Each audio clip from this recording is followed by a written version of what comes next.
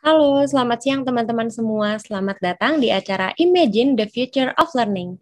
Perkenalkan, saya Dara Syafira dari My EduSolve sebagai MC dan ada rekan saya Nuha Salsabila yang akan menemani pada acara hari ini.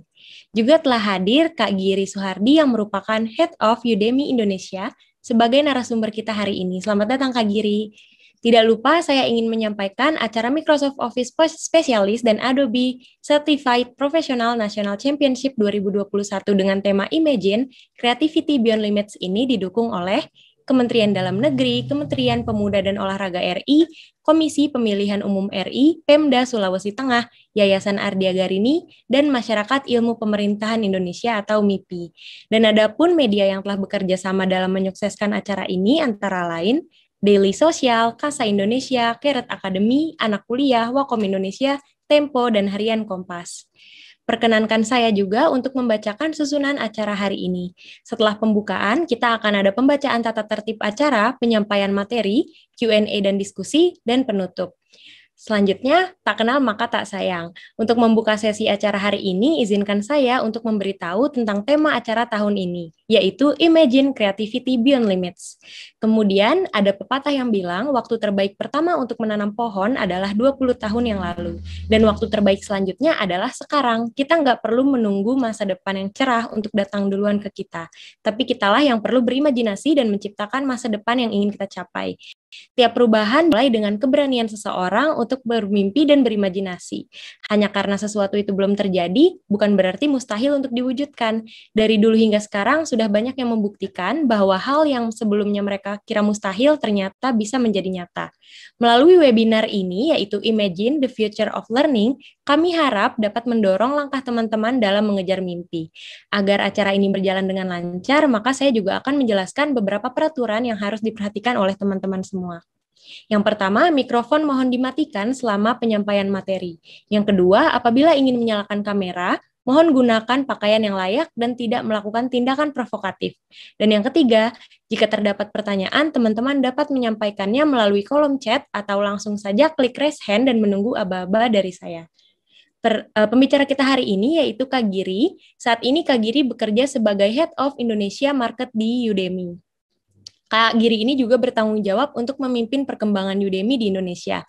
Sebelumnya, Kak Giri menjabat sebagai Country Manager Indonesia untuk SIMA.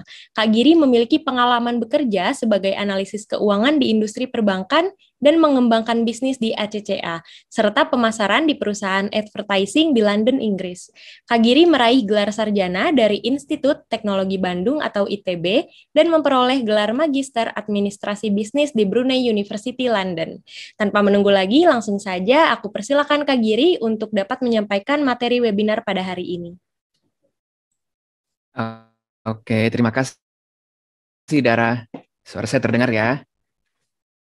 Ya, terdengar Kak. Oke. Selamat siang teman-teman semua, peserta yang hadir, peserta yang ikut kejuaraan Adobe Microsoft. Terima kasih sudah menyempatkan diri hadir. Wah, ini sesi yang paling berat ini. Satu hari Minggu, kedua jam 1 ya. Hari Minggu sudah menyambut Senin, jam 1 nih yang sudah makan, alhamdulillah. Yang belum makan, mungkin bisa sambil makan ya. Tanpa berlama-lama, mungkin saya bisa share screen ya.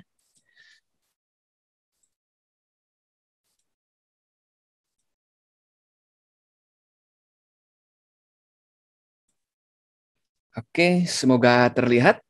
Mungkin teman-teman bisa mengisi di kolom chatting jika screen saya terlihat. Oke. Baik, terima kasih juga kepada My EduSolve yang sudah mengundang Udemy dan saya untuk sharing hari ini. Pada kesempatan ini kami akan bercerita mengenai the future of learning. Kita bicara tentang masa depan belajar itu seperti apa sih? Karena kan tadi konsep besarnya adalah imagine creativity. Nah, kita juga berimajinasi seperti apa sih belajar di masa depan. Nah, di mana kalau kita bicara belajar, kita juga berbicara mengenai keterampilan, skill. Skill apa yang kemudian kita butuhkan di masa depan, dan bagaimana kita menyiapkan diri, bagaimana cara kita belajar untuk membekali diri dengan kemampuan tersebut. Perkenalkan, saya Giri Suhardi, tadi sudah dijelaskan sama Mbak Dara, saya saat ini sebagai Head of Udemy Indonesia. Nah, di sesi ini kurang lebih akan ada 4 agenda yang kami sampaikan. Jadi teman-teman sudah bisa memperkirakan apa sih tujuan dari sesi ini. Pertama, perkenalan. Saya sebagai Head of Udemy Indonesia memperkenalkan sedikit mengenai Udemy. Mungkin ada beberapa teman-teman yang sudah familiar, mungkin ada juga yang belum. Agenda yang kedua, kita akan berbicara mengenai dunia yang terus berubah. Mungkin beberapa hal sudah umum didengar, tapi mungkin kita refresh lagi. Kemudian yang ketiga, kita berbicara tentang future learning, tentang bagaimana sih pembelajaran di masa depan. Dan yang keempat, kita bicara bagaimana belajar untuk masa depan. Oke. Nah, di mana saya akan buka sesi ini dengan Stay Hungry, Stay Foolish. Ini sebuah kutipan dari Steve Jobs. Stay hungry itu artinya tetap lapar. Nah, jadi meskipun teman-teman sekarang sudah makan, misalnya udah jam 1 ya, tetap merasa lapar, tapi bukan berarti lapar makanan ya. Tapi bagaimana teman-teman terus membuka diri, terus merasa lapar akan pengetahuan. Dan kemudian terus merasa bodoh. Karena ketika kita merasa kurang, kita akan membuka diri untuk menyerap hal-hal yang baru. Perkenalan, ini tadi sudah disampaikan oleh Mbak Dara, latar belakang pendidikan dan pengalaman kerja saya. Nah, ini mengenai Udemy, singkat saja, Udemy itu adalah marketplace global untuk belajar online. Marketplace Udemy itu berdiri tahun 2010, kantor pusatnya di San Francisco di Amerika Serikat. Nah, Udemy itu intinya menghubungkan antara student atau siswa atau pembelajar dengan pengajar dimanapun itu untuk bersama-sama kita memaksimalkan potensi bersama. Kalau teman-teman lihat misalnya ini loop-nya atau bentuknya, misalnya seseorang hari ini dia belajar sebuah kursus tertentu, nah bisa saja kemudian besoknya atau minggu depannya atau bulan depannya dia mengajar. Nah kemudian kursusnya dibeli lagi dan terus berkembang sehingga ekosistemnya akan terus bertumbuh besar. Nah itulah yang kemudian didorong oleh Udemy. Nah ini ada yang tengah ini adalah logo Udemy lama, mungkin ada beberapa teman yang pernah melihat logo seperti ini. Ini adalah logo yang lama.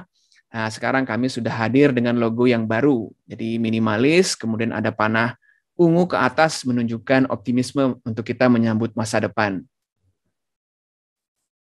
Nah, ini untuk teman-teman yang belum pernah masuk interface-nya Udemy, seperti ini tampilannya, ada 13 kategori yang ditawarkan, dari mulai pemrograman sampai dengan pengajaran. Nanti teman-teman bisa eksplorasi setelah sesi ini.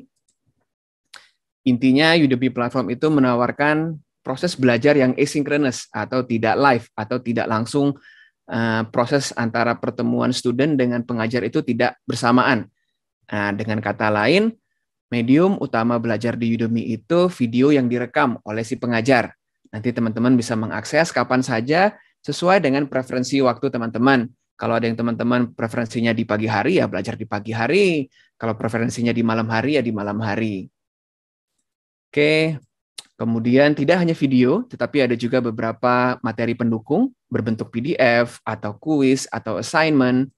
Dan yang ketiga bentuknya self-paced. Dengan kata lain tidak ada jadwal di Udemy. Teman-teman sekali ngambil kursus, silakan sendiri menentukan jadwalnya. Kemudian yang keempat, sekali teman-teman membeli kursus, aksesnya selamanya. Kemudian kursusnya juga bisa diakses dari berbagai perangkat, dari handphone, dari laptop, dari tablet, dari aplikasi. Sederhananya atau mantranya adalah learn anything, anytime, anywhere. Belajar kapanpun, apapun, dan dimanapun. Intinya ada 2 kesempatan yang bisa teman-teman gunakan di Udemy. Teman-teman bisa menggunakan Udemy sebagai platform untuk belajar, jadi teman-teman sebagai learner, atau teman-teman bisa menggunakan platform untuk teman-teman berbagi pengetahuan atau menjadi instruktur. Jadi ini 2 kesempatan yang bisa teman-teman maksimalkan di platform Udemy. Mudah-mudahan nanti ke depannya juga Udemy bisa bekerja sama dengan MyEduSolve. Nah, sekarang kita masuk ke agenda yang pertama, tentang dunia yang berubah. World is changing. Jadi kalau teman-teman beberapa hari terakhir sudah melihat, sudah ikut webinar-webinar, ada yang ikut kompetisi Adobe, kemudian Microsoft, begitu banyak kita berkutat dengan dunia teknologi. Dan memang kalau kita bicara teknologi, kita berbicara tentang perubahan industri. Ya, tahun 1784 kita masuk dengan industri 1.0 ketika ada misalnya penemuan mesin uap.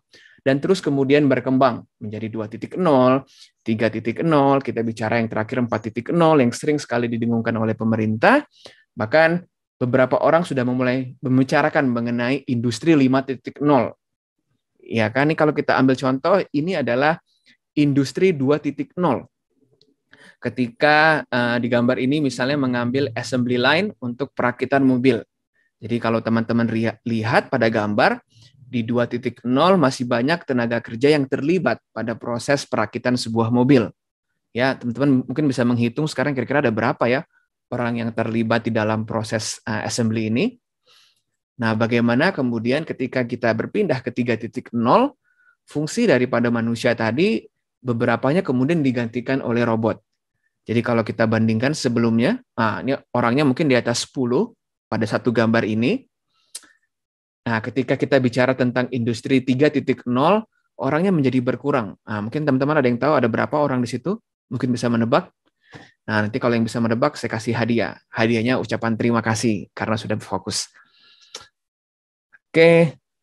Dan nanti ketika kita bicara industri 4.0, kita berbicara IoT, 5.0, kita berbicara lagi teknologi yang terus akan berkembang. Pada dasarnya, otomasi dan teknologi itu mengubah kehidupan kita belajar, kehidupan kita nanti bekerja, dan sebagainya. Karena mungkin teman-teman di sini kebanyakan ada yang kuliah, ada yang mungkin baru kerja, atau masih muda, atau setidaknya kalau sudah tua wajahnya masih muda. Nah, bagaimana kita akan menjadi bukti atau saksi dari perkembangan teknologi yang semakin pesat.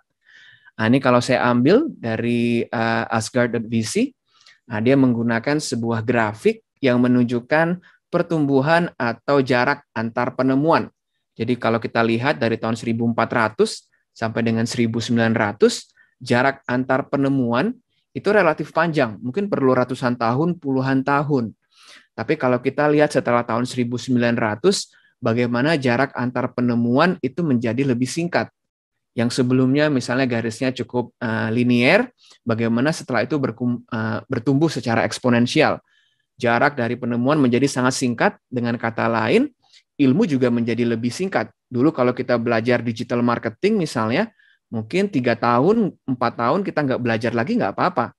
Tapi sekarang, kalau kita nggak belajar 1 tahun, kita sudah ketinggalan. Ya kan, Google dalam waktu tertentu, 6 bulan sekali, setahun sekali, mereka mengubah algoritma mereka, begitu pula dengan Facebook, begitu pula dengan platform lain. Jadi kebutuhan untuk kita belajar itu terus ada, seiring dengan teknologi yang terus berkembang. Nah, ini yang menarik dari sebuah report, Future of Jobs. Nah, dia mengatakan bahwa 65% anak-anak yang sekarang masuk SD, jadi mungkin adik kita, anak kita, keponakan kita yang baru masuk SD, itu akan berakhir di pekerjaan yang saat ini belum eksis, yang saat ini belum ada.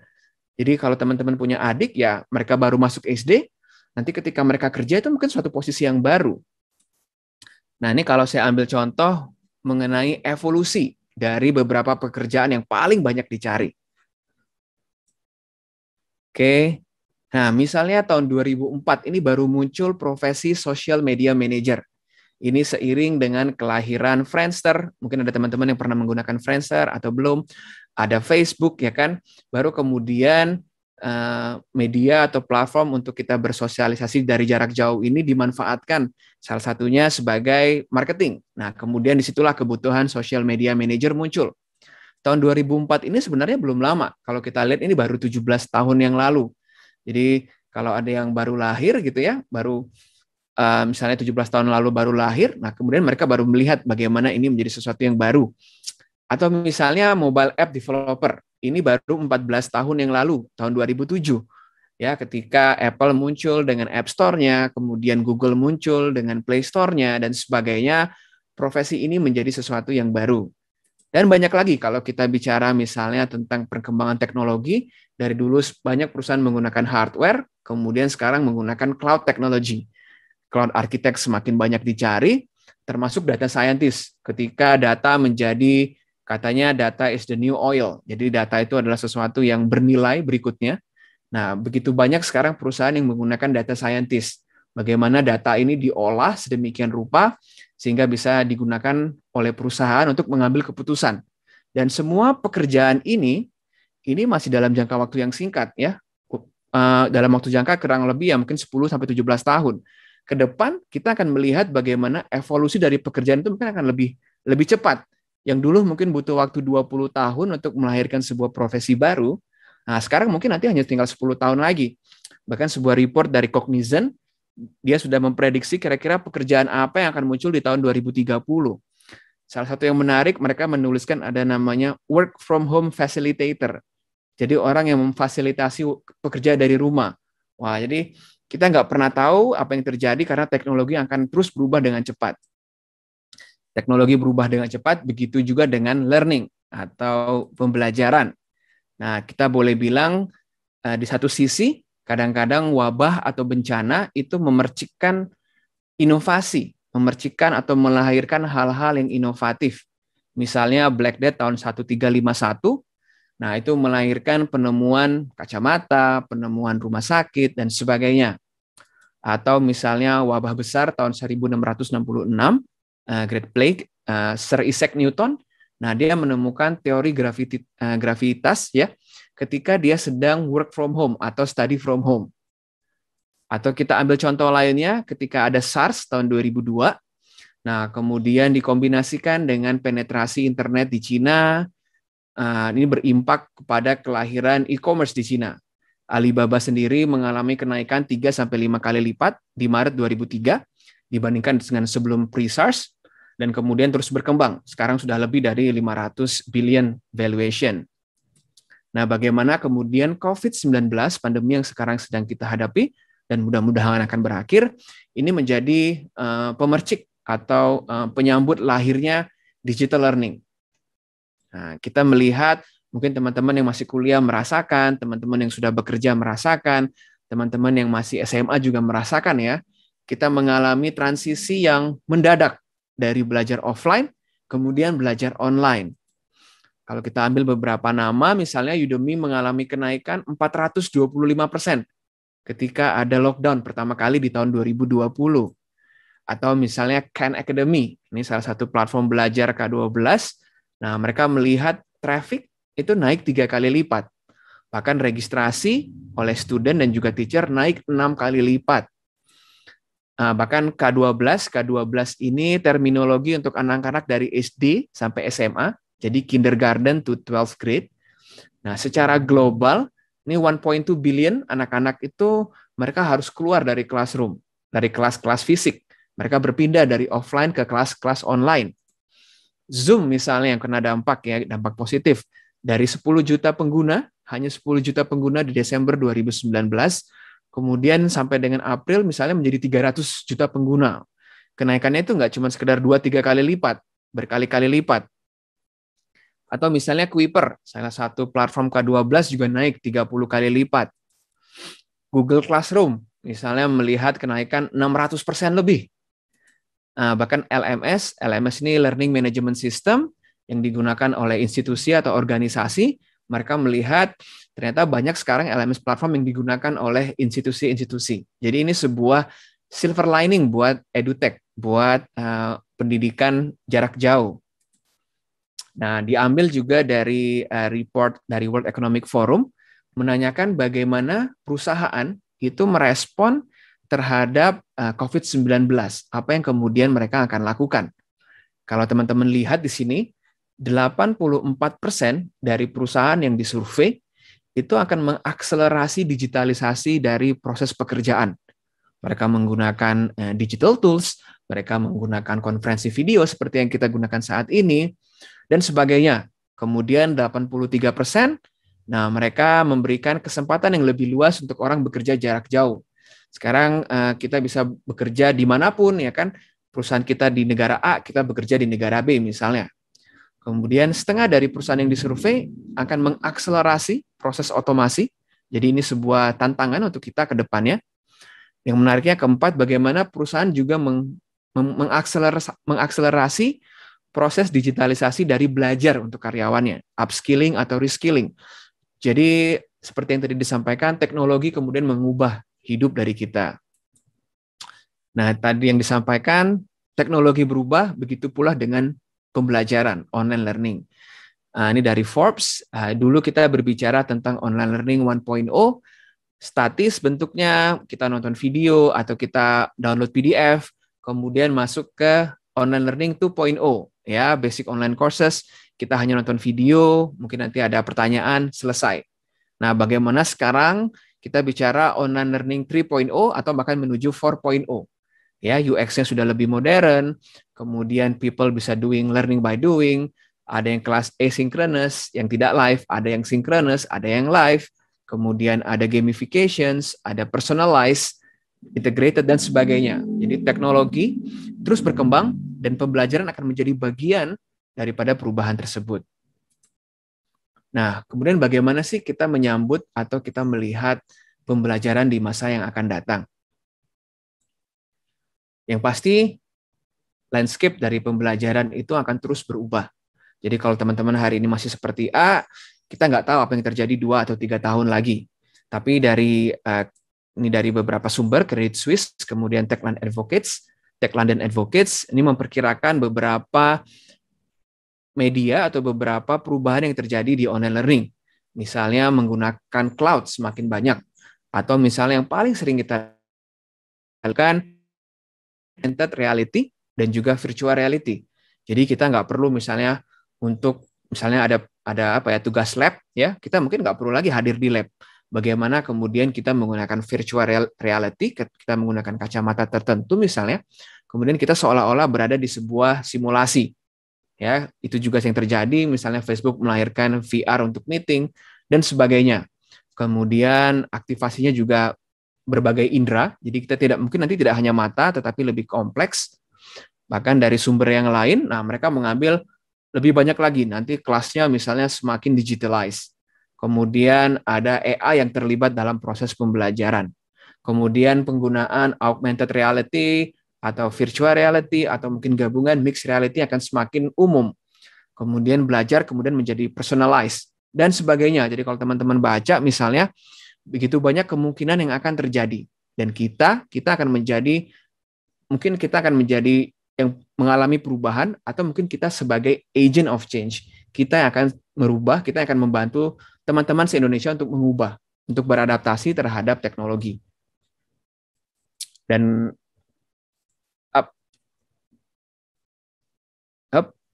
nah, dan kenapa teknologi itu berkembang dan kenapa menjadi salah satu alasan perkembangan online learning semakin masif. Nah, ini adalah beberapa pengungkit atau enabler dari belajar di masa depan.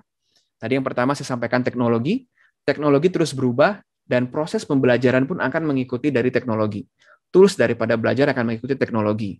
Kita bicara IoT, kita bicara augmented reality dan sebagainya, bahkan blockchain, bagaimana ke depannya mungkin kita bisa menggunakan blockchain dalam proses pelajaran. Oke, dan yang kedua, alasan kenapa masa depan belajar akan berubah, itu karena ada behavior shifting, ada perubahan perilaku dari pengguna. Nah, ini saya ambil dari survei dari McKinsey and Company. Nah, dia membagi dua, jadi ada dua sumbu, dia mensurvei orang, kemudian dia membagi dua sumbu. Jadi yang sumbu yang vertikal ini menanyakan mengenai pertumbuhan dari beberapa hal di sini ketika mulai pandemi. Kemudian yang horizontal berbicara mengenai keinginan atau intensi dari mereka untuk menggunakannya setelah pandemi selesai. Nah, teman-teman bisa lihat, nah ini yang pertumbuhannya tinggi ketika ada pandemi, tapi intensinya sedikit lebih rendah ketika pandemi selesai. Nah, yang menarik misalnya di bagian sini yang accelerated shift, bagaimana pertumbuhannya tinggi ketika pandemi dan intensi orang untuk menggunakannya tetap tinggi ketika pandemi selesai. Salah satunya adalah remote learning, belajar jarak jauh, di mana itu merupakan bagian dari online learning. Ada juga telemedicine, ada online fitness, ada wellness apps, kemudian ada juga yang bagian mental untuk selain physical. Jadi kita melihat ada beberapa service atau beberapa produk yang berubah kemudian karena salah satunya karena pandemi, dan ini akan kemudian terus bertahan karena pada beberapa hal misalnya intensi orang untuk menggunakannya tetap tinggi. Dan yang ketiga, salah satu faktor utama kenapa future online learning itu akan seperti yang tadi, itu adalah penggunanya, the users. Karena pengguna sekarang mayoritas adalah Gen Y dan juga Gen Z, atau generasi yang lahir setelah tahun 80-an. Mereka ini relatif lebih adaptif terhadap teknologi, mereka adalah digital native dan sebagainya dibandingkan dengan generation sebelumnya. Meskipun kita tidak bisa menggeneralisasi, ini akan terjadi di semua generation ya. Ini kalau saya ambil dari Global Web Index, menanyakan bagaimana setiap setiap generasi itu mengkonsumsi media. Media apa yang menjadi preferensi mereka ketika mereka ingin mendapatkan informasi di masa pandemi. Nah, ini Gen X. Gen X ini yang usianya sekitar 38 sampai 56 tahun. Mayoritas mereka memilih broadcast TV, ya, TV yang ditayangkan dari stasiun TV ya, dan tidak menggunakan media online atau menggunakan media web. Itu 45%. Ketika ditanyakan Gen Z, 51% menjawab online video. Jadi Gen Z atau rekan-rekan semua, teman-teman semua memilih online video karena merasa memiliki fleksibilitas untuk menentukan apa yang mau saya tonton. Bahkan kalau kita bandingkan di antara dua gen ini, Gen X dan Gen Z, ada Gen Y. Nah, Gen Y itu preferensi utamanya adalah online streaming. Jadi tetap mengikuti jadwal dari TV broadcasting, tapi menggunakan medium web. Nah, jadi ada perlakuan perbedaan nih antar setiap generasi. Yang X ngikutin broadcast, yang Y ngikutin online streaming, yang Z memilih sendiri online video. Saya memilih apa yang mau saya tonton. Dan kalau kita ambil beberapa nama misalnya yang global, hampir 82% dari pengguna edtech itu berkisar di Gen Z dan juga millennials atau Gen Y. Dan di Indonesia sendiri kita lihat hampir 52% populasi Indonesia itu didominasi oleh Gen Y atau millennials dan Gen Z. Jadi kurang lebih ini adalah 3 pengungkit utama kenapa belajar akan terus berubah. Pertama teknologi, kemudian yang kedua perubahan perilaku, dan yang ketiga penggunanya itu sendiri. Penggunanya semakin melek terhadap teknologi. Dan bagaimana kemudian ekosistem yang lokal itu membantu sistem edukasi di Indonesia. Kita tahu Indonesia masih cukup tertinggal dibandingkan dengan negara tetangga kita misalnya. Kalau kita melihat PISA Score, PISA itu Program for International Student Assessment, menilai kemampuan siswa berdasarkan kemampuan literasi, kemampuan matematika, kemampuan sains. Misalnya didapat, ini Indonesia di sini nilainya 370-an, hanya 30% dari siswa yang disurvei itu memenuhi kemampuan dasar literasi. Jadi kemampuan dasar literasi ini misalnya mereka dikasih sebuah paragraf, kemudian ditanyakan apa sih inti dari paragraf itu, apa sih hubungan antar paragraf, itu hanya 30% yang bisa memahami dengan baik. Jadi PR kita masih besar, PR kita masih banyak. Beberapa media juga menyatakan SDM tantangan terbesar, Menkominfo menyatakan kita kekurangan 9 juta tenaga digital di tahun 2030 dan sebagainya. Kita ambil dari Competitiveness Index, kita juga termasuk yang rendah, jadi kita punya PR. Nah, di mana setiap pihak itu memiliki tanggung jawab bersama bagaimana kita bisa menyelesaikan masalah ini. Kita bicara regulator, pemerintah, kita bicara tentang operator, misalnya pihak pelaku, ada SD, SMP, SMA, dan sebagainya. Kemudian ada industri nanti yang akan menyerap tenaga kerja, dan bagaimana kemudian edtech bisa mengakselerasi. Ini, nah dan 4 pihak ini harus saling terikat atau harus saling berkolaborasi. Tidak bisa kita hanya berbicara kolaborasi antara regulator misalnya dengan operator, that's all. Tapi bagaimana 4 ini bisa saling bergerak bersama sehingga kita bisa memecahkan masalah yang besar ini. Nah, ini sebuah tantangan. Misalnya saya ambil dari sebuah report World Bank, itu mungkin baru sekitar 14% ada kemitraan atau engagement antara regulator dengan edtech. Masih banyak gap yang perlu kita kejar. Yang menarik bagaimana Kementerian Pendidikan di bawah Mas Dadi misalnya melahirkan beberapa program yang menghubungkan antara regulator misalnya dengan industri, termasuk dengan edtech. Misalnya ada program magang bersertifikat. Ya, di zaman saya kita nggak punya pilihan, kita hanya mengikuti jumlah SKS atau mata kuliah yang ada di kampus. Nah, sekarang mahasiswa mereka bebas ya, mereka punya pilihan ketika universitas mereka mereka boleh ikut program magang di beberapa perusahaan atau mereka mengambil beberapa kelas sertifikat yang sudah diakui. Nah, di mana ini menjembatani antara kebutuhan industri dan juga kebutuhan dari pihak pemerintah. Jadi bagaimana kita bisa mengurangi gap digital talent.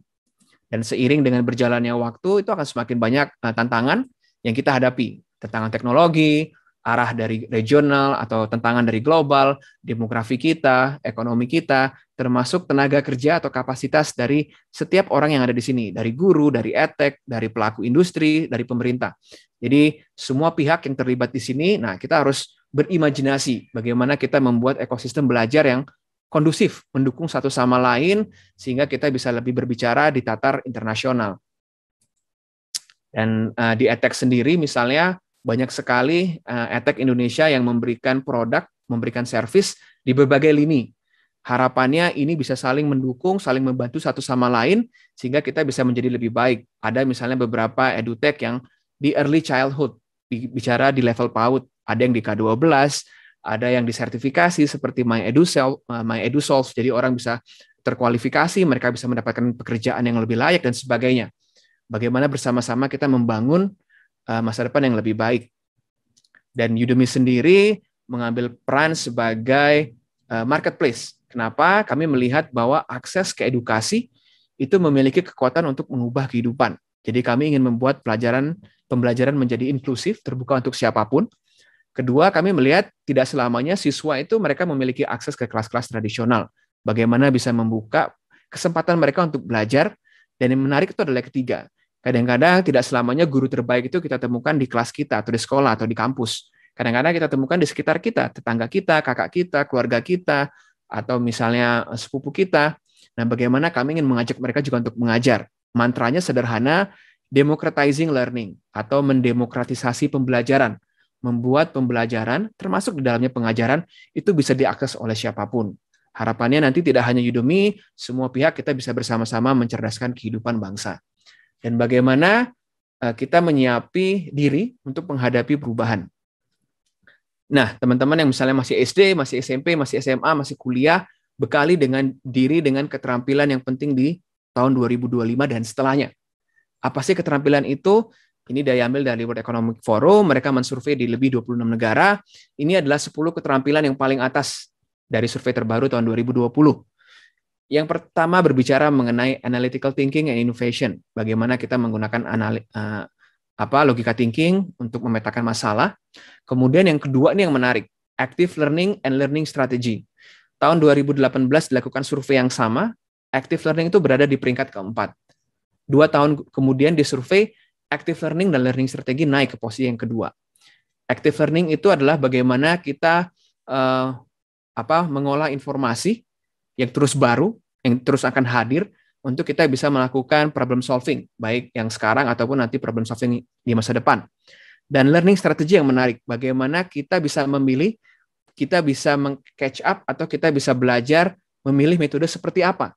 Karena mungkin metode belajar untuk si A itu belum tentu cocok untuk si B. Misalnya cara saya belajar mungkin belum tentu cocok dengan cara belajar Mbak Dara. Dan kita harus melihat strategi belajar seperti apa yang cocok untuk kita. Kemudian yang ketiga, complex problem solving. Yang keempat, kita bicara critical thinking and analysis. Yang kelima, creativity, originality, and initiative. Yang keenam, kita berbicara mengenai leadership and social influence. Yang ketujuh dan kedelapan berbicara mengenai teknologi. Ada technology use, ada technology design. Kemudian yang 9 kita berbicara mengenai resilience, stress tolerance, and flexibility. Dan yang 10 kita berbicara mengenai reasoning, problem solving, and ideation. Pada dasarnya, skill ini tuh dibagi menjadi 4 cluster menurut mereka. Cluster yang pertama itu adalah problem solving, kemudian warna biru. Kemudian cluster yang kedua warna hijau itu adalah self-management. Kita mengatur diri kita. Kemudian cluster yang ketiga itu adalah cluster bekerja dengan people, atau interpersonal, atau working with people. Itu yang warna kuning. Dan cluster yang keempat berbicara dengan cluster atau keterampilan teknologi. Nah, ini yang kemudian teman-teman harus siapkan. Kalau teman-teman merasa, wah, kemampuan analytical saya masih kurang nih, di situ kemudian teman-teman harus meningkatkan. Atau misalnya kemampuan analyticalnya sudah baik, kompleks problem solvingnya sudah baik. Mungkin yang harus ditingkatkan adalah leadership and social influence. Karena setiap orang mungkin berbeda-beda kebutuhannya. Setiap industri berbeda-beda kebutuhannya. Setiap level berbeda-beda kebutuhannya. Mungkin teman-teman yang baru masuk kerja, atau yang baru early career manager, kebutuhannya berbeda-beda. Nah, teman-teman perlu introspeksi. Kira-kira di mana sih kelemahan saya, apa yang harus saya tingkatkan? Karena keterampilan inilah yang kemudian akan dibutuhkan di masa yang akan datang. Dan tidak hanya masalah skillnya, ini kurang lebih skill yang tadi, tidak hanya skillnya, tetapi juga experience-nya atau the way to learn-nya juga menjadi penting di masa yang akan datang. Kalau dulu kita bicara belajar itu misalnya sangat standardized, kita ngikut apa yang sudah disiapkan, kedepannya kita kalau belajar itu kita bicara tentang personalized dan juga self-paced. Kita memilih apa yang kita mau pelajari. Kita mengambil misalnya S1, D3, atau SMK, SMA, tapi setelah itu kita memiliki kesempatan untuk kita bisa belajar sesuai dengan apa yang kita mau. Karena sekarang platformnya juga sudah semakin banyak.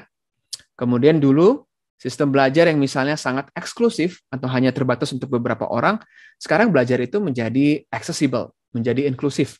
Siapapun bisa belajar. Teman-teman mau belajar Microsoft, bisa di MyEduSolve. Teman-teman mau belajar Adobe misalnya bisa di MyEduSolve. Kita memiliki kesempatan untuk belajar dari berbagai platform. Kemudian yang ketiga, yang dulunya kita belajar misalnya berdasarkan proses based, sekarang kita bicara berdasarkan problem based dan juga lebih kolaboratif. Jadi tidak partial. Dan yang menarik keempat, bagaimana kalau dulu kita belajar one time learning, ke depan kita dituntut untuk bisa belajar lifelong learning. Belajar itu setiap saat, belajar itu berkelanjutan. Tidak berarti belajar itu stop ketika teman-teman stop atau telah lulus dari bangku formal, pendidikan formal. Lulus dari S1 misalnya, lulus dari D3 nggak mau belajar lagi. Atau hanya mau belajar ketika disuruh oleh perusahaannya belajar. Itu yang kemudian menjadi tantangan buat kita. Bagaimana kita memotivasi diri untuk kita bisa membekali diri dengan lifelong learning.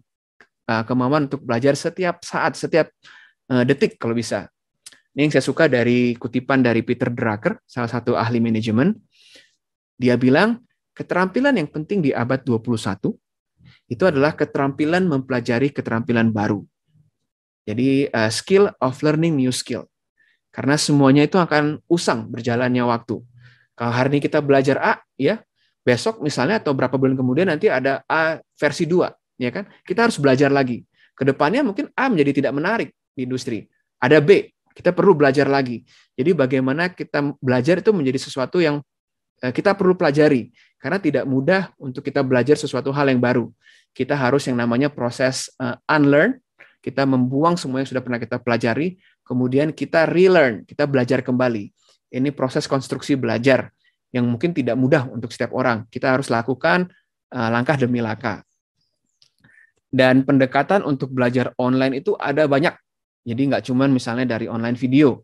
Teman-teman bisa dari artikel, bisa dari blog, bisa dari buku, atau misalnya coaching, atau teman-teman bisa dari komunitas, ya kan? Ada e-learning, ada kalau teman-teman sudah kerja nanti ada job shadowing, mentoring, ada MOOC. Kalau teman-teman sudah kerja nanti ada peer feedback, atau dengar dari podcast, atau nonton video dari sosial media dan sebagainya. Jadi banyak sekali medium yang teman-teman bisa belajar. Jadi tidak hanya, wah saya nggak bisa belajar nih, saya nggak punya akses ke titik A misalnya. Ada banyak jalan menuju Roma. Dan kenapa teman-teman harus terus belajar, harus terus punya lifelong learning? Basically, dengan teman-teman terus belajar, teman-teman tetap relevan dengan keadaan zaman. Saya suka sebuah kutipan dari Charles Darwin. Dia bilang bukan yang paling pintar atau yang paling kuat yang bisa bertahan di masa depan, tetapi yang paling adaptable terhadap perubahan, yang paling adaptif terhadap perubahan. Jadi dengan teman-teman terus belajar, teman-teman jadi relevan terhadap perubahan teknologi misalnya. Yang kedua, dengan teman-teman terus belajar, teman-teman bisa mempersiapkan diri menghadapi hal-hal yang tidak terduga atau prepare for the unexpected. Misalnya COVID-19 ini. Mungkin di awal 2019 kita tidak pernah menduga akan ada COVID. Tapi kalau kita terus belajar, misalnya kita mempelajari mengenai digital skill, ketika terjadi ini kita sudah tidak lagi tidak familiar dengan misalnya beberapa teknologi yang memungkinkan kita bekerja jarak jauh. Dan juga ketika teman-teman terus belajar, teman-teman akan lebih kompeten, di mana itu akan melahirkan kepada tingkat kepercayaan diri yang lebih baik. Yang keempat, dengan teman-teman terus belajar, teman-teman akan terus memercikan atau melahirkan ide-ide baru. Ya, ketika teman-teman mau menjadi pengusaha, belajar nih, ya, belajar dari pengusaha yang lain, belajar dari kelas-kelas online, belajar dari coaching, mentoring. Jadi teman-teman tahu, oh bagaimana mereka membentuk karir mereka, bagaimana mereka membentuk perusahaan mereka. Kemudian dari situ terperciklah ide baru. Dan yang kelima, ketika teman-teman terus belajar, teman-teman bisa melihat sebuah masalah itu dari perspektif yang berbeda. Ketika hari ini saya melihat masalah dari perspektif A, Ketika besok saya belajar hal yang baru, saya bisa melihat masalah yang sama dari perspektif yang baru pula. Saya melihat, oh ternyata ada perspektif B. Atau misalnya, oh ternyata ada perspektif C dan sebagainya. Jadi inilah kenapa kita harus terus belajar. Jangan hanya belajar karena ada tuntutan dari luar misalnya. Dan bagaimana cara untuk belajar? Ini saya share practical ways to learn. Jadi cara-cara pragmatis untuk belajar, saya selalu bilang start with mindset. Selalu mulai dengan pola pikir. Nah, mungkin teman-teman ada yang tahu, ada yang namanya fixed mindset, ada growth mindset. Jadi kalau teman-teman memiliki mindset yang fix, kalau dikasih sesuatu, jawabannya, aduh, gue nggak bisa, saya nggak bisa, ini bukan level gue, dan sebagainya. Tapi ketika teman-teman punya growth mindset, teman-teman akan terbuka. Wah, ini hal yang baru, saya belum bisa saat ini, tapi saya mau belajar untuk menguasai ini. Karena ketika teman-teman tidak membuka dengan mindset ini, dari awal tuh teman-teman sudah menutup pintu. Tidak mau membuka pintu untuk belajar. Nah, ini yang kemudian kadang-kadang kita hadapi, umum terjadi di Indonesia misalnya. Kita punya fixed mindset. Kalau lo bisa, kenapa nggak lo aja? Kenapa harus gue? Gitu. Nah, ini yang teman-teman harus buka. Kalau ini nggak dibuka, ke depan-depannya itu nggak ada gunanya, tidak efektif. Jadi mulai dengan mindset. Having the right mindset, which is growth mindset, it will be very fundamental, it will be very crucial. Nah, ketika sudah punya dasarnya nih, akarnya sudah punya nih, mindset, mulailah atau dibekali dengan motivasi. Motivasi ini bisa berbentuk motivasi intrinsik, motivasi dari dalam diri, atau bisa juga motivasi ekstrinsik dari luar. Tapi alangkah baiknya jika teman-teman memiliki motivasi intrinsik dari dalam diri. Jadi belajar itu bukan karena hukuman atau karena sebuah reward dari seseorang atau dari pihak luar. Dan ketika teman-teman sudah punya motivasi, teman-teman harus punya goal, tujuan. Oke, saya mau belajar, ini tujuannya. Dimana ketika membuat tujuan itu harus smart. Smart itu bukan hanya pintar, tapi terdiri dari 5 kata. Yang pertama specific, kemudian yang M-nya itu measurable, E-nya itu bisa achievable atau attainable, R-nya itu realistic, kemudian T-nya itu time bound. Jadi harus spesifik, bisa diukur, dan jelas kapan saya menutaskan belajar ini. Dan ketika teman-teman sudah punya 3 fundamental ini, nah baru kemudian mempelajari bagaimana mengetahui pilar-pilar belajar. Misalnya bisa mengontrol emosi. Kenapa? Karena belajar itu harus menyenangkan kalau teman-teman mau menyerap dengan baik. Dan ketika teman-teman bisa mengontrol emosi, teman-teman juga bisa menunda yang namanya procrastination atau suka menunda-nunda. Atau teman-teman bisa mempelajari sesuatu itu dari akarnya dulu. Jadi namanya itu trunk-based knowledge. Jadi mempelajari batang utamanya, baru ketika batang utamanya sudah dipelajari, mulai masuk ke cabang-cabangnya. Misalnya mau belajar main gitar, kenapa nggak coba belajar mengenai musik, teori musik, ya kan, birama, tangga nada, baru kemudian ketika menguasai belajar gitar. Karena pada dasarnya teorinya sama, hanya mungkin toolsnya berbeda. Atau teman-teman bisa belajar mengenai beberapa teknik belajar. Ada yang namanya spaced repetition, belajar berulang kali, atau ada yang namanya deliberate practice, atau ada yang namanya Feynman technique, belajar dengan cara mengajar. Nah, baru ketika teman-teman sudah punya tahu pilarnya, teman-teman memilih. Nah, ini yang tadi learning strategy yang disampaikan di World Economic Forum. Bagaimana teman-teman bisa memilih preferensi yang sesuai. Yang teman-teman yang sukanya kelas online, ambil kelas online. Yang sukanya buku, belajar dari buku. Dan ketika sudah tahu mau pilih belajar dari buku, siapkan lingkungannya, ya, dan kemudian buat itu sebagai daily habit. Jadi ini step untuk teman-teman belajar. Kenapa? Karena mungkin nanti teknologi terus berubah. Nah, teman-teman harus menyiapkan diri di sini. Ketika mindset-nya sudah jelas, motivasinya sudah jelas, teknologi berubah nggak masalah. Teman-teman dengan mudah bisa beradaptasi. Jadi, kurang lebih itu practical way. Nah, pada dasarnya keep learning, terus belajar, dan kemudian teman-teman bisa melihat dunia dari perspektif yang berbeda. Oke, kurang lebih itu dari sesi Udemy sudah 145. Nah, saya kembalikan ke MC, ke Mbak Dara ya. Oke, terima kasih banyak Kak Giri atas presentasi yang sangat menarik dan tentunya pasti di sini teman-teman udah punya banyak pertanyaan nih untuk Kak Giri. Jadi langsung aja kita buka sesi Q&A atau tanya jawab. Jadi untuk teman-teman yang ingin bertanya boleh langsung raise hand atau mengajukan pertanyaan lewat chat box, nanti aku bacakan. Silakan teman-teman yang ingin bertanya. Oke, mungkin sembari kita menunggu pertanyaan dari teman-teman, di sini kita udah ada pertanyaan juga yang tadi aku simpan, Kak. Jadi pertanyaannya itu, sebagai pelajar, gimana sih cara kita memaksimalkan belajar dari platform seperti Udemy atau platform digital learning lainnya? Oke, bagaimana cara memaksimalkannya? Sebenarnya tuh di slide yang terakhir ya. Jadi ada beberapa langkah fundamen itu sebagai landasan dasarnya.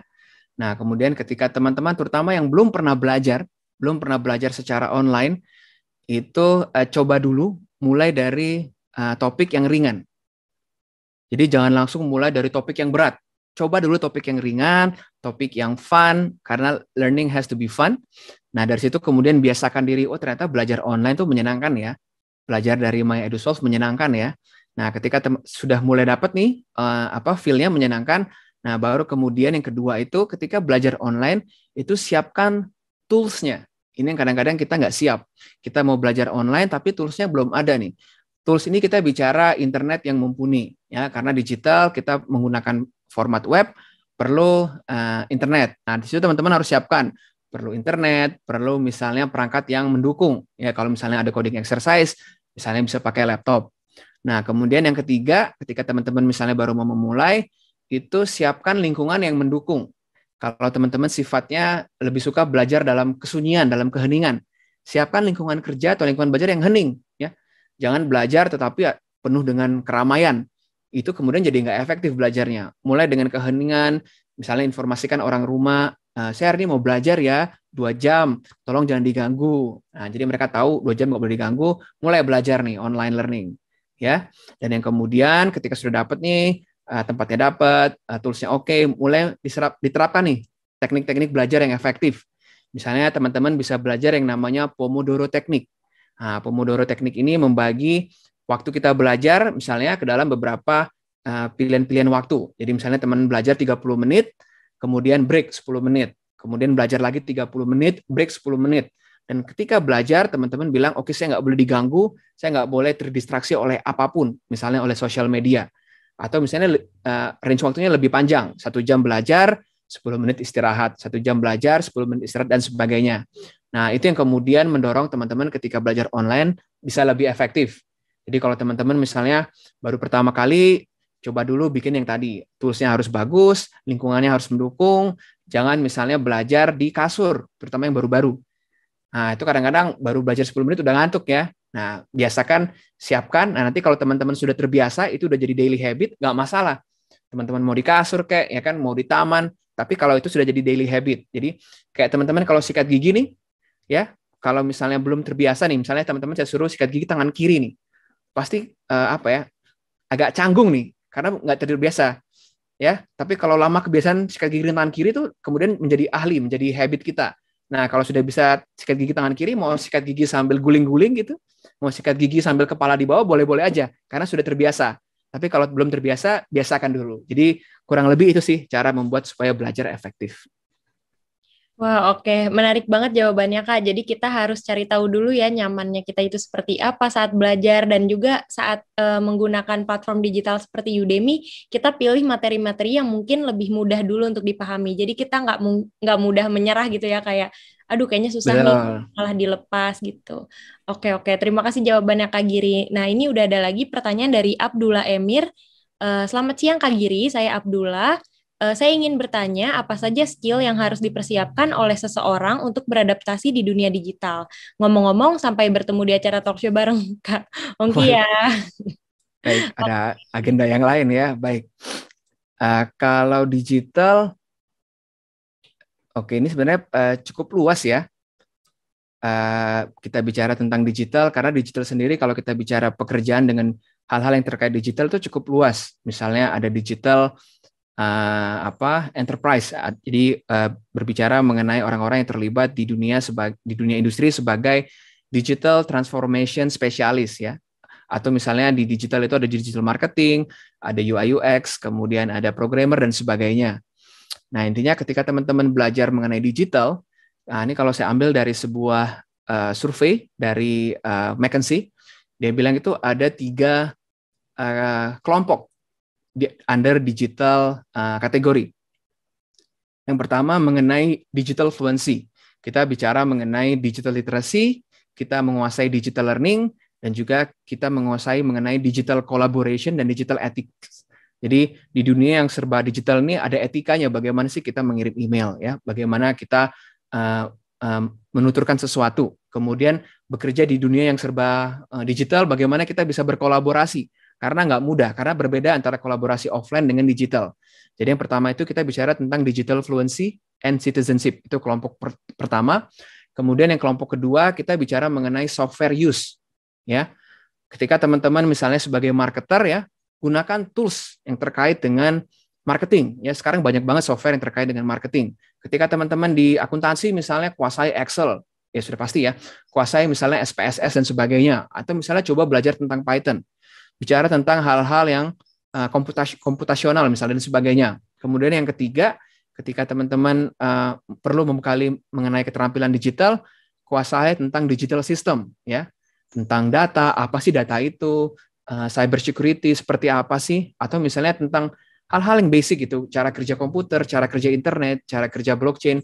Itu 3 kelompok yang teman-teman perlu bekali ketika masuk ke dunia digital, ya. Tapi pada dasarnya di luar digital memang kita harus adapt, itu selalu dibuka dengan growth mindset. Mungkin terdengar klise, tapi buat saya senjata yang paling utama ketika teman-teman harus berubah itu adalah mindset. Oke, baik. Terima kasih atas jawabannya, Kak Giri. Nah, nampaknya nih banyak banget yang ingin bertanya, tapi karena waktu kita juga terbatas, mungkin aku akan memilih satu penanya terakhir yang udah raise hand ya. Mungkin dari Hello Masita, boleh langsung on cam dan on mic-nya, agar langsung dapat bertanya kepada Kak Giri.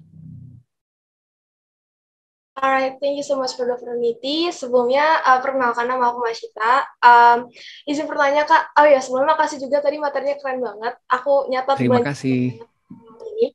Iya. Nah, yang aku tanyakan adalah tadi kan belajar banget nih tentang gimana caranya kita belajar gitu ya, Kak. Nah, ini tuh berhubungan juga dengan kita tuh nanti mungkin basic, ini agak basic, tapi kayak menjadi spesialis kah atau generalis kah?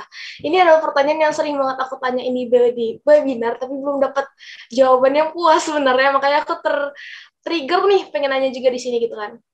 Nah, jadi sebenarnya kalau aku sendiri, aku pengen jadi generalis. Jadi aku emang suka menguasai berbagai skill yang aku pengen ada basicnya paling nggak gitu. Misalnya komunikasi, public speaking, terus mungkin hal-hal lainnya aku mencoba untuk ada basicnya. Tadi yang kayak kakak bilang juga, kalau misalnya kita tuh nggak belajar setahun aja, kita udah tertinggal. Dan aku sejujurnya merasakan hal itu juga. Apalagi aku lumayan bisa ngedit video. Sekarang aku ngerasa kayak, aduh aku udah lama banget nggak ngedit, kayaknya sekarang makin tertinggal banget nih gitu. Tapi aku nggak ada keinginan mengembangkannya juga, karena aku ngerasa aku generalis aja deh kayak gitu, gak usah deh meningkatkannya gitu. Nah, pandangan kakak itu gimana ya terkait hal itu, dan apakah emang perlu kita tuh punya suatu skill yang emang spesialis banget kita banget, sama itu pertanyaan pertama. Dan pertanyaan yang kedua, lebih ke arah kita kan banyak skill yang harus kita kembangkan di era sekarang ya, Kak. Nah, di banyak itu tuh ngerasa kayak aku pengen banget nih belajar banyak di satu waktu, walaupun itu kan gak efektif kan. Nah, aku pengen dapat pesan-pesan dari kakak, gimana nih dari skill yang banyak ingin kita kembangkan, gimana caranya tuh kita mempelajari skill-skill tersebut dengan efektif dan efisien di waktu yang mungkin lebih singkat, karena kan pembelajaran, cara belajar kan sekarang banyak ya, Kak. Nah, caranya gimana? Makasih. Oke, saya coba catat dulu ya. Cool. Oke, baik. Terima kasih Mas Sita. Ini Mas Sita ya tadi ya? Iya, Kak. Oke, jadi yang pertama pertanyaannya generalis atau spesialis. Jawabannya pastinya tidak ada yang benar dan yang salah ya, karena ini preferensi masing-masing. Tapi kalau misalnya saya ambil contoh di dalam spektrum, misalnya keterampilan nanti ada spektrum yang luas. Misalnya kita bicara tentang grafik lah ya, jadi yang horizontalnya kita bicara spektrum luas, kemudian yang vertikalnya kita bicara tentang kedalaman. Nah, orang-orang generalis itu spektrumnya luas, tetapi tidak dalam. Jadi dia tahu topik A, B, C, D, tapi kulit-kulitnya aja. Atau yang kedua ada yang namanya itu dia spesialis, atau dia hanya titik satu dalam, misalnya dia hanya tahu tentang B, tapi dalam banget. Nah, itu kemudian tergantung sebenarnya tujuannya apa. Ketika teman-teman mau memulai karir, ya, mau memulai karir itu yang dicari perusahaan biasanya memang orang-orang yang spesialis. Tapi kalau teman-teman misalnya ingin memulai karir sebagai pengusaha, Jadi ketika teman-teman mau pengusaha itu harus banyak skill yang dikuasai, bisa memulai dengan generalis. Nah, tapi saya sebenarnya punya satu solusi yang bisa saya sering informasikan, itu disebut dengan T-shape people. Jadi T-shape itu kita menguasai, jadi bentuknya seperti T, ya. Kita menguasai banyak topik kulit-kulitnya, tetapi ada satu topik yang kita kuasai secara dalam. Jadi kayak huruf T, misalnya teman-teman mau belajar marketing nih. Jadi layar marketing itu misalnya ada copywriting, ada SEO, ada digital marketing dan sebagainya. Tapi misalnya teman-teman tahu semua, kemudian layar pertama misalnya tahu tentang basic marketing, tahu tentang ekonomi, tahu tentang apa. Tapi nanti teman-teman misalnya memilih, saya ingin mendalami mengenai SEO, Search Engine Optimization. Nah, jadi ketika teman-teman tahu semua titik, tapi memiliki kedalaman, nah ini manfaatnya satu, biasanya daya jualnya lebih tinggi. Terutama yang baru mau masuk, misalnya 3 tahun pertama, 5 tahun pertama. Ketika kalian mau melamar, pasti ditanya, kelebihannya atau strength kamu di mana? Teman-teman bisa sampaikan, strength saya tadi yang di kedalaman, misalnya yang SEO tadi. Nah, yang kedua, ketika teman-teman jadi T-shape people, nah teman-teman ketika bekerja dengan orang lain, itu bisa lebih empatis. Kenapa? Karena teman-teman tahu, oh setelah saya, prosesnya akan pindah ke si A. Nah, jadi ketika teman-teman mengerjakan tugas, teman-teman akan buat serapi mungkin. Jadi ketika pindah ke E, dia nggak bingung lagi. Oh, dia udah tahu nih. Jadi kalau coding misalnya ada namanya clean coding. Supaya orang tahu, oh ini seperti apa cara bacanya. Nah, dan kemudian ketika teman-teman tahu yang lain itu gimana cara kerjanya, teman-teman akan menjadi kolaborator yang lebih baik. Karena teman-teman sudah menyiapkan, oh saya tahu nih, mulai dari A, B, C, masuk ke saya yang D, saya dalemin, saya siapin yang rapi, nanti E bisa mengerjakan dengan mudah, F dengan mudah, dan seterusnya. Jadi itu T-shape people. Nah, seiring dengan waktu, T-shape people ini akan berubah jadi namanya pain drip people. Makin repot ya namanya ya. Jadi pain drip itu kayak cat. Jadi yang semula itu hanya satu yang turun, nanti kayak cat. Ada beberapa A-nya nambah, kemudian C-nya jadi nambah lebih dalam, F-nya nambah lebih dalam, kemudian H-nya nambah lebih dalam. Jadi nggak cuma satu yang dalam, nanti seiring dengan teman-teman berjalan waktu, itu jadi seperti cat yang tumpah. Nah, jadi itu pilihannya. Kalau ingin memulai ke industri, saya selalu bilang start dengan T-shape people. Jadi nggak cuma jadi generalis, tapi juga menjadi spesialis di saat yang bersamaan. Ya, it takes a lot of effort, but there's a will, there's a way. Tapi kalau teman-teman misalnya ingin menjadi pengusaha, ini ada namanya skill continuum, cukup panjang intinya. Skill continuum itu nanti teman-teman harus memiliki keseimbangan antara people skill dan juga technical skill plus strategic skill. Atau ini biasanya level-level CEO. Nah, kalau CEO ini memang sifatnya generalis tapi lebih dalam lagi. Jadi mungkin mendekati pain drip lah. Itu yang pertama ya. Yang kedua, ini banyak banget yang pengen dipelajari tapi waktu sempit ya. Nah, ini yang tidak bisa dipungkiri ya. Kalau waktu bisa kita pause enak ya. Yang pasti sesuaikan dengan cita-cita atau harapan teman-teman. Ya, kalau mau karir itu ada 2 mindset untuk bentuk karir. Yang pertama itu passion mindset. Atau mungkin teman-teman sudah umum dengan ikigai, ya, mencari sesuatu yang kita sukai, industri bayar, kemudian passion kita ahli di situ, kita cari, oke, saya pengen jadi ini, pelajari di situ. Itu harus menjadi pelajaran utama yang kita kuasai, dan hal yang terkait dengan situ. Atau ada juga yang namanya craftsmanship. Kita memulai karir kita, tanpa kita belum tahu nih, passion saya di mana ya, saya coba masuk dulu dunia kerja, profesional, perlahan-lahan saya dalami. Jadi kayak craftsmanship, kayak membuat kerajinan, bagaimana kemudian passion itu dibentuk seiring dengan saya berjalan karir. Nah, ini yang kemudian harus dicari, ini harus dialami sendiri. Nah, ketika teman-teman alami, teman-teman jadi tahu nih, oh ternyata passion saya yang dulunya nyanyi, ternyata nggak nyanyi ya, ternyata jadi musik produser misalnya. Nah, dari situlah kemudian fokuskan diri belajar mengenai produksi musik, ya kan, networking dengan produser musik lainnya, atau misalnya ikuti acara-acara tentang musik production dan sebagainya. Jadi memang harus ditahu dulu kira-kira goalnya apa nih. Nah, itu memudahkan kita karena waktu kita terbatas ya. Kalau waktu kita nggak terbatas sih kita bisa belajar semua. Tapi ketika waktu kita terbatas, kita harus tahu tujuannya apa, termasuk tadi kita tetapkan yang namanya SMART goal, specific, measurable, achievable atau attainable, realistic, dan time bound. Jadi jangan sampai kita buat goal, tapi goalnya nggak jelas, nggak spesifik, jadi nanti kemana-mana. Jadi kurang lebih itu, nah karena waktunya juga udah jam 2 nih, untuk menjawab pertanyaan aja waktunya nggak cukup ya. Jadi mudah-mudahan bisa menjawab dari pertanyaan Mbak Masita. Oke, baik. Terima kasih atas pertanyaan teman-teman dan juga atas jawabannya Kak Giri. Mohon maaf nih untuk teman-teman yang masih belum terjawab pertanyaannya. Mungkin di lain kesempatan masih bisa kita diskusikan. Nah, karena waktu juga terbatas, mungkin untuk menutup dari Kak Giri ada sepatah dua patah untuk memotivasi teman-teman yang ada di sini. Uh, Sepatah dua patah kata ya. Intinya terus belajar. Jadi jangan pernah stop belajar. Dengan belajar teman-teman akan melihat perspektif yang berbeda. Itu aja. Jadi per hari ini kalau yang sudah suka belajar, gantian ajak teman lainnya untuk suka belajar. Itu aja. Oke, sangat memotivasi. Terima kasih banyak Kak Giri. Semoga apa yang telah disampaikan hari ini bisa memotivasi dan membantu teman-teman yang ada di sini untuk mengejar impiannya, terutama dalam hal pelajaran digital. Oke, tanpa menunggu lama lagi, mungkin kita langsung saja menutup. Tapi untuk teman-teman yang ada di sini, jangan lupa setelah ini kita akan ada sesi pengumuman pemenang Adobe Certified Professional National Championship 2021. Jadi jangan kemana-mana. Nah, untuk sekarang mungkin teman-teman boleh nyalakan kameranya terlebih dahulu untuk kita lakukan sesi dokumentasi bersama Kak Giri.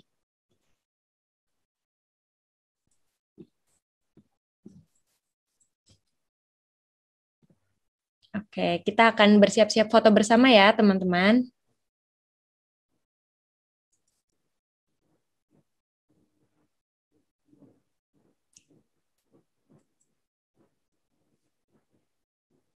Oke, apakah sudah on cam? Teman-teman semua, oke, sebentar lagi akan aku beri aba-aba untuk foto bersama.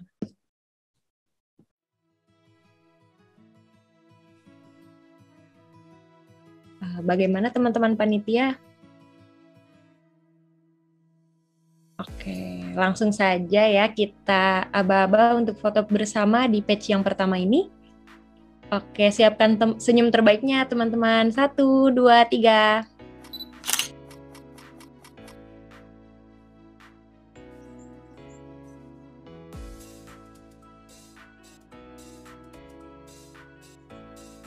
Ya, 1, 2, 3.